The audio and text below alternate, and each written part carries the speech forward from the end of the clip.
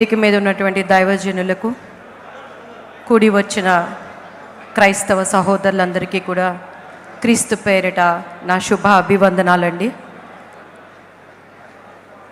గత 2 రోజులుగా అందరి మనసు అల్లకల్లోలం. ప్రవీణ్ పగడాల గారు, నాకైతే ఆయనతో అనుబంధం లేదు, కానీ సహోదరుడు సత్యములో నుంచి సర్వసత్యములోనికి, ఇదే సత్యము అనుకుంటున్న మనకు సర్వసత్యములోకి నడిపించడానికి ఆయన బోధనను నేను విన్నప్పుడు బాధేసిందండి, చాలా బాధేసింది. ఒకప్పుడు స్టెఫెన్ని రాళ్లతో కొట్టి చంపుతున్నప్పుడు రక్తసికమైన బట్టలు తీసుకెళ్ళి ఆ రోజు ఆ గవర్నర్ దగ్గర, ఇదిగో ఈయన దేవుడు అని ప్రకటిస్తున్న వాళ్ళని మేము చంపేశాము అని సౌలు పౌలుగా మార్చబడినట్లు ఈరోజు ప్రవీణ్ పగడాల గారు చేసినటువంటి ఆ యొక్క క్రీస్తులో పోరాటం తప్పకుండా అందరి హృదయాలను బద్దలు కొడుతూ మనస్ఫూర్తిగా నేను విశ్వసిస్తున్నానండి. మనకి ఇది వినండి అని చెప్తున్నాను.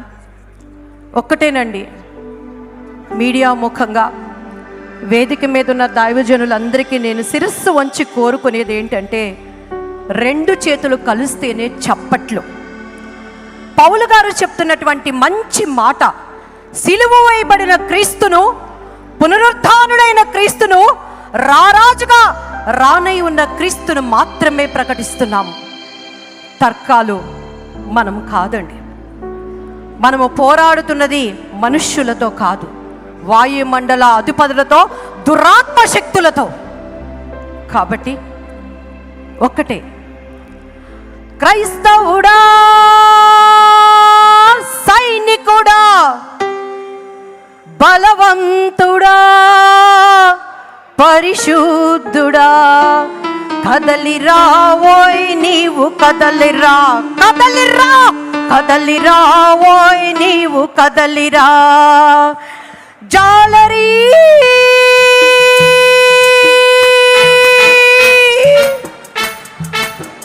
మనుషుల పట్టు జాలరీ,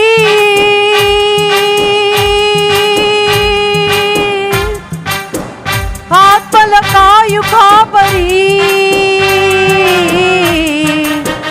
అమృతమందించే ఆచారి, యేసుకై జీవించే పూజారి, యేసుకై జీవించిన ప్రవీణయ్యా, యేసుకై జీవించిన ప్రవీణయ్యా, యేసుకై జీవించే దివ్యవాణి, యేసుకై జీవించే మీరందరూ.